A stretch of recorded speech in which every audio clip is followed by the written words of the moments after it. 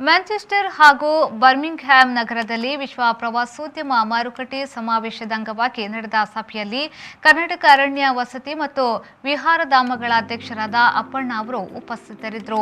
ಇವರೊಂದಿಗೆ ಕರ್ನಾಟಕ ಪ್ರವಾಸೋದ್ಯಮ ಅಭಿವೃದ್ಧಿ ನಿಗಮದ ವ್ಯವಸ್ಥಾಪಕ ನಿರ್ದೇಶಕರಾದ ವಿಜಯ್ ಶರ್ಮಾ, ನಿರ್ದೇಶಕರಾದ ಶ್ರೀಮತಿ ಸಿಂಧು ಬಿ ರೂಪೇಶ್ ಹಾಗೂ ಅರಣ್ಯ ವಸತಿ ಮತ್ತು ವಿಹಾರಧಾಮಗಳ ಪ್ರಧಾನ ವ್ಯವಸ್ಥಾಪಕರಾದ ಯುವರಾಜ್ ಸ್ಕ್ರಿವೆ ಮನು ಮತ್ತು ಸಮಾರಂಭ ವ್ಯವಸ್ಥಾಪಕರಾದ ದೀಪಕ್ ಅವರು ಭಾಗವಹಿಸಿದ್ರು.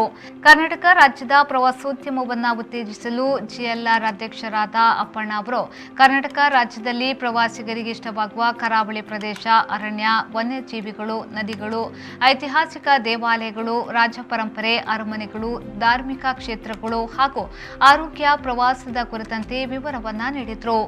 ಲಂಡನ್ ನಗರದಲ್ಲಿ ನಡೆದ ವಿಶ್ವ ಪ್ರವಾಸೋದ್ಯಮ ಮಾರುಕಟ್ಟೆಯಲ್ಲಿ ಕರ್ನಾಟಕದ ಮಳಿಗೆಗೆ ಸಮಾರಂಭದ ವ್ಯವಸ್ಥಾಪಕರಾದ ದೀಪಕ್ ಅವರು ಕೌಶಲ್ಯದಿಂದ ತಮ್ಮದೇ ಆದ ವಿಶೇಷ ಛಾಪು ಮೂಡಿಸುವ ಮೂಲಕ ಇತರ ದೇಶಗಳ ಪ್ರತಿನಿಧಿಗಳನ್ನು ಕರ್ನಾಟಕ ರಾಜ್ಯದ ಮಳಿಗೆಗೆ ಹೆಚ್ಚಿನ ಸಂಖ್ಯೆಯಲ್ಲಿ ಭೇಟಿ ನೀಡುವಂತೆ ಮನವಿ ಮಾಡಿದರು.